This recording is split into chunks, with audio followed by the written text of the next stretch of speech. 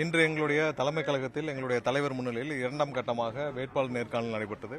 அதில் பெரும்பாலான மாவட்டங்களுக்கான நேர்காணல்கள் எங்களுடைய தலைவர் அந்தந்த வேட்பாளர்கள் விருப்ப மனுக்களில் பெறப்பட்ட வேட்பாளர்களை நேரில் சந்தித்து இரண்டாம் கட்ட வேட்பாளர்களை சந்தித்து நேர்காணல் நடைபெற்றது.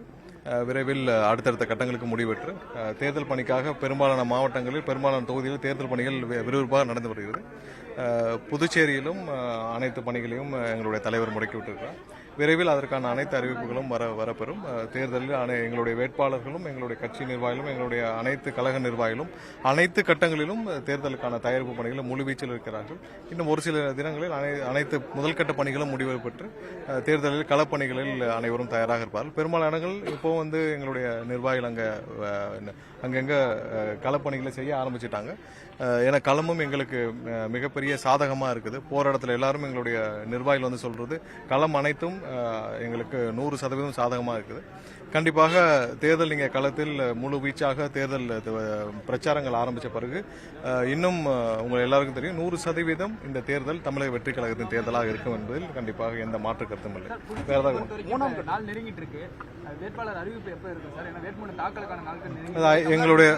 எங்களுடைய தலைவர் இறுதிக்கட்ட பட்டியலை கண்டிப்பாக தயார் செய்து விரைவில் அறிவிப்பார். ஏன்னா இன்னும் 23 கடைசி நாள் நாமினேஷன் தாக்கலுக்கு 23 கடைசி நாள். நாளைக்கு ரம்ஜான் முன்னிட்டு விடுமுறை அளிக்கப்பட்டது. ஞாயிற்றுக்கிழமை லீவு. அதனால திங்கட்கிழமை ஒரு நாள் தான் இருக்கு வேட்புமனு நாமினேஷனுக்கு கடைசி நாள். கண்டிப்பாக விரைவில் அனைத்தும் முடிவு செய்யப்பட்டு ஏற்கனவே எங்களுடைய தலைவர் இறுதிக்கட்ட பட்டியலை ஆல்ரெடி சரி பண்ணிட்டு இருக்காங்க. விரைவில் வரும். அடுத்த கட்ட நேர்காணல் எப்போ இருக்கும் சார்? இன்னும் 120 பேர் இருக்காங்க. எப்போ பண்ண போறீங்க? அதிகபட்சம் 30ஆம் தேதி நம்மளுடைய தமிழ்நாட்டில் வேட்புமனு தாக்கல் தொடங்குது. ஸோ அதுக்கு முன்னிலையில் அனைத்தும் எங்களுடைய தலைவர் அவர்கள் இறுதி செய்யப்பட்டு முடிச்சுடுவோம். இதுவரைக்கும் பெரும்பாலான மாவட்டங்கள் நம்பர் சொல்ல வேண்டாம்னு பார்க்குறேன். பெரும்பாலான மாவட்டங்களுக்கு நிறைவடைஞ்சு முடிச்சிருச்சு. ஸோ விரைவில் எல்லாமே முடிந்து வரும். பால்வாடி கட்சிக்கு பாவலைவாள கட்சி பாடம் புகட்டுன்னு சொல்லிட்டு அமைச்சர் சேகர்பாபு பண்ணியிருக்காரு. இல்ல சேகர்பாபு உள்ளிட்ட எல்லாருமே தொகுதி மாறலான்னு பேசிட்டு இருக்காங்க. பவளையுள்ள பாப்பாவுக்கு எதுக்கு இவ்வளவு தூரம் 70 வருஷ கட்சிக்கு தொகுதி மாறலான்னு பேசிட்டு இருக்காங்க. பெரும்பாலான இன்னைக்கு இருக்கிற திமுக அமைச்சர்கள் தொகுதியை மாற்றலாமா என்று தமிழக வெற்றி கழகத்தால் யோசிச்சு கொண்டிருக்காங்க. ஏன் பவளையுள்ள பாப்பாவுக்கு என்ன பிரச்சனையா தொகுதி அந்த தொகுதியில் இருக்கிறதுக்கு? அவர் தொகுதி மாறி வேற தொகுதியில போலாமா? எது சேஃபஸ்ட் தொகுதின்னு பாக்குறாரு. எதை பார்த்தாலும் சென்னையில் அனைத்து தொகுதிகளிலும் எதுவுமே சேஃபஸ்ட் தொகுதி கிடையாதுன்னு திமுக நிர்வாகிகள் திமுக அமைச்சர்கள் அனைவரும் வேற தொகுதியில மாறுறதுக்கான சூழ்நிலையை பார்த்து கொண்டிருக்காங்க. அவங்களுக்கு சென்னையும் அதை சுற்றி எந்த தொகுதியும் சேஃபஸ்ட் கிடையாது. அதை அவங்க தேர்தல் களத்திலேயே புரிஞ்சுப்பாங்க. இப்போ அவங்களுக்கு அதனாலதான் எந்த அசஸ்மெண்ட்டும் செய்ய முடியாம இருப்பாங்க. எந்த தொகுதியில போறதுன்னே தெரியல இருக்கிற அமைச்சர்களுக்கு. அதனால அவர் இதே மாதிரி பேசிட்டே இருக்கட்டும். மக்கள் கரெக்டான இடத்துல என்ன செய்யணுமோ செய்வாங்க. நெருங்கிட்டு வருது.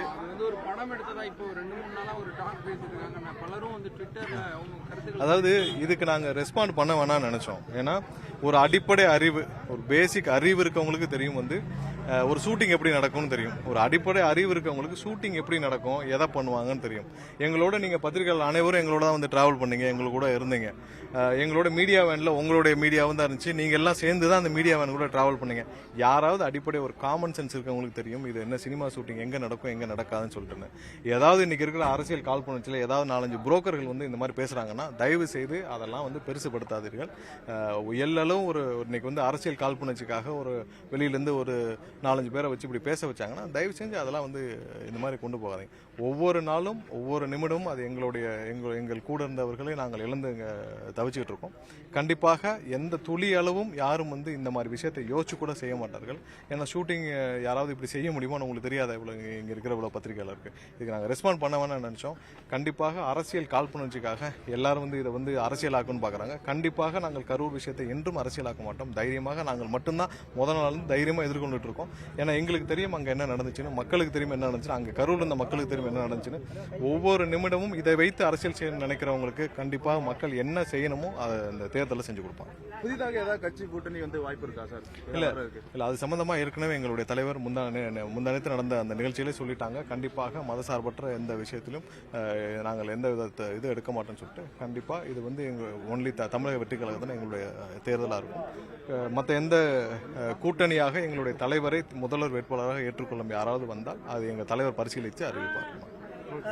தலைவர் மாநில முக்கிய நிர்வாகிகள் சென்னையில் போட்டியிட ஒரு தொகுதியில் வந்திருக்காங்க. உண்மையாவே இல்ல இறுதி பட்டியல் எங்களுடைய தலைவர் அவர்கள் தான் அறிவிப்பார். நிறைய உத்தேச பட்டியல் வருது, நிறைய யூடியூப்ல நாங்களே பாக்குறோம், எங்களுக்கே சர்ப்ரைஸா இருக்கு. இறுதி பட்டியல் எங்களுடைய தலைவர் அறிவிப்பார். தமிழக அந்த கால வேட்பாளர்ல சிபிஐ விசாரணை வந்து இந்த கேள்வி கேட்டதா இல்ல சிபிஐ விசாரணைக்கு நாங்கள் நிறைய ஆதாரத்தை கொடுத்திருக்கோம், நிறைய விஷயத்தை நாங்கள் கொடுத்திருக்கிறோம்.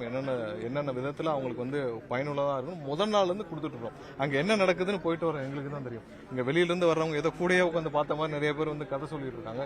இப்ப கூட சமீபத்தில் ஒரு 5 நிமிஷத்துக்கு முன்னாடி எனக்கு ஒரு தகவல் வந்தது. ஒரு பாதிக்கப்பட்ட ஒரு பெற்றோர், அந்த ஒரு குழந்தை இழந்த ஒரு பெற்றோர் வந்து கரூர் எஸ்பி கிட்ட ஒரு புகார் அளிச்சிருக்காங்க. அதாவது ஒரு சில நபர்கள் வந்து இந்த கரூர் விஷயத்தை அரசியலுக்காக தப்பா பயன்படுத்துறாங்கன்னு சொல்லி புகார் அளிச்சதா இப்பதான் எனக்கு வந்தது. அதாவது யாரெல்லாம் இந்த பொய்யான செய்தி பரப்புறாங்களோ அவங்க மேல ஒரு புகார் அளிச்சதா.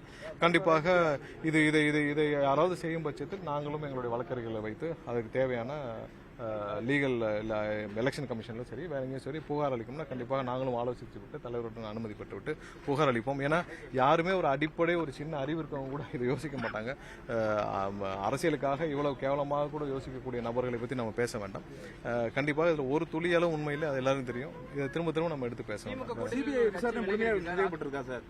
இல்ல அவங்க தான் அதை சொல்லணும். ஏன்னா அவங்க விஜய் வெளியே வந்தது பார்த்தாலே தெரியும் மக்களுக்கு எல்லாம். இல்ல அது இல்ல சிபிஐ தான் அதை அனௌன்ஸ் பண்ணணும். எப்போ விசாரணை முடியுது, அவங்க என்ன பண்ண போறாங்க, நெக்ஸ்ட் ஸ்டெப் என்ன பண்ண போறாங்கன்னு. ஸோ அது அவங்க தான் சொல்லணும்.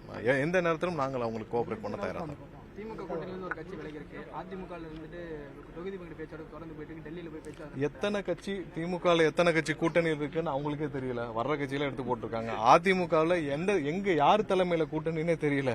இங்க அதிமுக தலைமையில இருக்க கூட்டணியா இல்ல டெல்லி பாஜக தலைமையில இருக்க கூட்டணி ரொம்ப புதுசா இருக்கு தமிழகத்திலே. இது வரைக்கும் இல்லாத அளவுக்கு தமிழ்நாட்டில இருந்து போய் டெல்லியில போய் கூட்டணி விவகாரத்தை பேசி டெல்லியில முடிவு செய்யற அளவுக்கு தமிழ்நாட்டில் இருக்கிற ஒரு அதிமுக ஒரு மிகப்பெரிய கட்சி இவ்வளவு மோசமா இருக்குது. ரொம்ப வருத்தத்துக்குரிய ஒரு விஷயமாக இருக்குது. இதெல்லாம் புதுசா இருக்குது. எந்த ஒரு சின்ன ஒரு பிசுறும் இல்லாமல், எந்த விதத்திலும் ஒரு சின்ன டைவர்ஷன் கூட இல்லாமல் மக்களை மட்டுமே நோக்கி மக்களை மட்டுமே நம்பி தமிழக வெற்றி கழகம் மட்டும்தான் இருக்குது. இது வரைக்கும் திமுக எத்தனை கட்சி கூட்டம் ஒண்ணு இல்ல. நாளைக்கு நீங்க உதயநிதியாவோ இல்ல திமுக தலைவர் திரு ஸ்டாலின் அவர்களோ போறப்போ உங்ககிட்ட இருக்கிற கூட்டணி கட்சியோட லிஸ்ட் சொல்லுன்னு சொல்லுங்க. அவருக்கு தெரியாது. அவருக்கு 2-3 கட்சியை தவிர அவருக்கு சொல்ல தெரியாது. எத்தனை கட்சி கூட்டணியில் இருக்குன்னே தெரியாம எல்லாரையும் அள்ளி போட்டு ஒரு வண்டியில போயிட்டு இதை வைத்து ஒரு தேர்தலை சந்திக்கிறார். நம்பர் அரித்மெட்டிக் மட்டும் நம்பி. இன்னொரு கட்சி யாரு தலைமையில் இருக்க கூட்டணியே தெரியல. இதுல யாரு சீட்டு கேட்க, அதிமுக வந்து பிஜேபி கேட்கணுமா இல்ல பிஜேபி அதிமுக கேட்கணுமா, மத்த கட்சி யார்கிட்ட கேட்கணும்னு தெரியல. எல்லாரும் மாத்தி சீட்டை அவனுடைய தொகுதி பங்கீடை யார்கிட்ட கேட்கணும்னு தெரியாம எல்லாத்தையும் லிஸ்ட் கொடுத்துட்டு இருக்காங்க.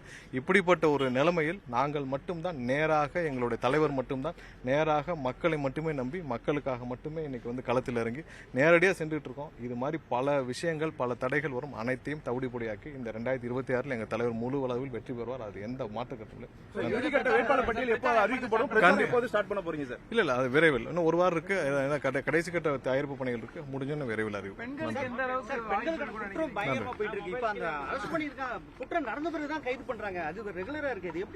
இல்ல இதுல நிறைய விஷயமும் நம்ம பாக்குறதுன்னா ப்ராசஸ் தான். சரி, நீங்க வந்து ஒரு கம்ப்ளைண்ட் வருது, அந்த கம்ப்ளைண்ட் எப்படி ஹேண்டில் பண்ணணும் கூட போலீஸ் ஸ்டேஷன் தெரியல. இது இந்த அண்ணா நகர்ல அந்த ஒரு சிறுமி பாதிக்கப்பட்டப்பல இருந்து இதை பார்த்துட்டு இருக்கோம். ஒரு கம்ப்ளைண்ட் வருது, ஒரு பாதிக்கப்பட்ட அந்த பொண்ணு காணோன்னு வருது, அது எப்படி ஹேண்டில் பண்ணணும் கூட இது வரைக்கும் ஒரு தலைமையில இருந்து ஒரு இன்ஸ்ட்ரக்ஷன் போல. 5 வருஷமா இதான் நடந்துட்டு இருக்கு. பெண்கள் மீது ஒரு பாதிப்பு வந்தோன்னா உடனே என்ன ரியாக்ட் பண்ணணும், உடனே எப்படி அலர்ட் பண்ணணும், ஒரு போலீஸ் ஸ்டேஷன் எப்படி ரியாக்ட் பண்ணணும், ஒரு ஸ்டேஷன் இருக்கிற எஸ்ஐயும் இன்ஸ்பெக்டரும் அங்க இருக்கிறவங்களும் அதை எப்படி ஹேண்டில் பண்ணணும் கூட பிரச்சனையா இருக்கு. பாதிக்கப்பட்ட பின்னர் அந்த குழந்தைகளையும் அந்த பாதிக்கப்பட்ட பெண்களையும் இவங்க படுத்துற பாடு, இவங்க விசாரணைன்ற பேர் படுத்துற பாடு, ஒரு எஃப்ஐஆர் போட்டு பேசிக்கா அவங்க நடத்துற எந்த ப்ரொசீஜரையும் இந்த கவர்மெண்ட் சரியா அவங்க கையாளல. அதுதான் முதல் குற்றச்சாட்டு. அதுக்கு அடுத்து இப்படியான சம்பவங்களுக்கு முக்கிய காரணம் இங்க இருக்கிற ட்ரக் தான். இவ்வளவு தூரம் வந்து இந்த போதை மருந்துகளும் போதை வஸ்துகளும் கஞ்சாவும் அவ்வளவு அதிகமா இருக்குதா. இன்னைக்கு வந்து 2 வயது குழந்தையிலிருந்து 70 வயது முதியோர் வரை கற்பழிக்கப்படுகிறார். சோ இது வந்து இன்னைக்கு இவ்வளவு போதை பொருள் இருக்கனால அவனுக்கு வந்து யாரு மனிதர்களே தெரியல. மனிதத்தன்மை அற்ற செயல் இன்னைக்கு போதை மருந்துகளாக இருக்குது. இது ரெண்டும் தடுக்க தவறி இந்த திமுக அரசு இத்தோடு ஒழிக்கப்பட வேண்டும். இவர்கள் இதுக்கு எந்த வித, அதாவது நீங்க இதுக்கு என்ன முயற்சி செஞ்சீங்க? அவர் திமுக தலைவர், அவர் முதல்வரே கிடையாது. இன்னைக்கு திமுக தலைவர் ஸ்டாலின் போய் கேளுங்க. நீங்க 5 வருஷத்துல போதை பொருட்களை தடுக்க என்ன பண்ணீங்க? உங்க ஜாஃபர் சாதிக் வந்தாரு, மாட்டினாரு. அவர் மேல தமிழக அரசு, தமிழ்நாடு காவல்துறை ஒரு எஃப்ஐஆர் போட்டுச்சா? ஏதாவது பண்ணுச்சா? எதுவும் பண்ணல. நீங்க இங்க அதுக்காக ஸ்பெஷல் யூனிட் போட்டு யாராவது மெத்தபெட்டமைன் இங்க இருந்து ஒருத்தர் போய் 1000 கோடி 2000 கோடி கடத்திருக்காருன்னு சொல்லி வருது. அப்போ இது மாதிரி வேற யாராவது இருக்கான்னு ஒரு ஸ்பெஷல் டீம் போட்டீங்களா? இல்ல. எதுவுமே பண்ணாம வேடிக்கை பார்த்துட்டு இருந்தீங்க. அப்ப இதை நீங்க தான் ஊக்குவிச்சீங்களா? இது மாதிரியான போதை வஸ்துக்கள் இன்னைக்கு மெத்தபெட்டமைன், சூடோஃபரின், கஞ்சா, எங்க பார்த்தாலும் சிந்தட்டிக் ட்ரக்ஸ், இதெல்லாம் வந்து எல்லா சின்ன அளவுல இருந்து பெரிய அளவுக்கு இருக்கு. இதை சாப்பிட்டு விட்டு இன்னைக்கு 2 வயது குழந்தை முதல் 70 வயது முதியோர் வரை இன்னைக்கு வந்து பாலியல் வன்புணர்வு செய்யப்படுறதுனால கண்டிப்பாக முதலாவதாக இந்த அரசு தான் அதற்கு இந்த 5 வருஷமா இவங்க வந்து இவங்களுடைய மெத்தனம் தான் இதுக்கு முழு காரணம். இது அனைத்தும் இதோட முடிவு கட்டப்பட வேண்டும். எல்லா ப்ரொசீஜரல் மிஸ்டேக்ஸ். அந்த குழந்தைய வந்து காணோன்னு பெட்ரோல் போய் சொல்றாங்க. அப்ப என்ன பண்ணிட்டு இருந்தா? அப்போ மகளிர் ஸ்டேஷன்ல கம்ப்ளைண்ட் கொடுக்குறாங்க. மகளிர் ஸ்டேஷன் எதுக்கு இருக்கு? நீங்க வந்து லா அண்ட் ஆர்டர் பார்க்குற ஸ்டேஷன் தான் போய் விசாரிக்கணுமா? என்ன பண்ணணும்? எல்லாமே ஃபால்ட்டு. இது இங்க இல்ல, எல்லா கம்ப்ளைண்ட்ஸும் இப்படிதான் இருக்கு. பெண்கள் பாதிக்கப்பட்ட அனைத்து கம்ப்ளைண்ட்ஸ், ஏன்னா அண்ணா நகர் சிறுமி வந்து 1 வாரம் விசாரிக்கப்படுகிறார், 1 வாரம் எஃப்ஐஆர் போடல, 1 வாரம் குற்றவாளிகள் கண்ணு முன்னாடி இருக்காங்க. அதுக்கப்புறம் போய் சிபிஐ விசாரணைக்கு உத்தரவிட்டு போறதா இந்த அரசு அலர்ட் ஆகுது. அது வரைக்கும் இது கமிஷனரேட்ல இருந்து விளக்கம் கொடுத்துட்டு இருக்காங்க. பிரஸ் ரிலீஸ் கொடுத்தாங்க, எல்லாரும் பார்த்திருப்பீங்க. ஸோ இது மாதிரி எல்லாமே ப்ரொசீஜர் மிஸ்டேக். அண்ணா நகர்லயும் அதே, அண்ணா யூனிவர்சிட்டி விஷயத்துல அதே நடந்துச்சு. அண்ணா யூனிவர்சிட்டி அந்த பெண் பாதிக்கப்பட்ட போது இதே நடந்துச்சு. குற்றவாளியை வர வச்சு அவனை பேசி அப்புறம் நீங்க ரிலீஸ் பண்ணி அப்புறம் நீங்க பண்றீங்க. ப்ரொசீஜரல் மிஸ்டேக் தான் இந்த கவர்மெண்ட்ல எல்லாமே நடந்துச்சு. தயவு செய்து இது அனைத்தும் திரு ஸ்டாலின் அவர்களின் தலைமையிலான அரசு செய்த முற்றிலும் தவறான விஷயம். அவங்களுடைய மெத்தன போக்கு தான். இது அனைவரும் தெரிந்து கொள்ள வேண்டும். இது அன்னைக்கு மக்கள் அனைவரும் தெரியும். இது சரியான சவுக்கடி இந்த தேர்தலில் கிடைக்கும். நன்றி.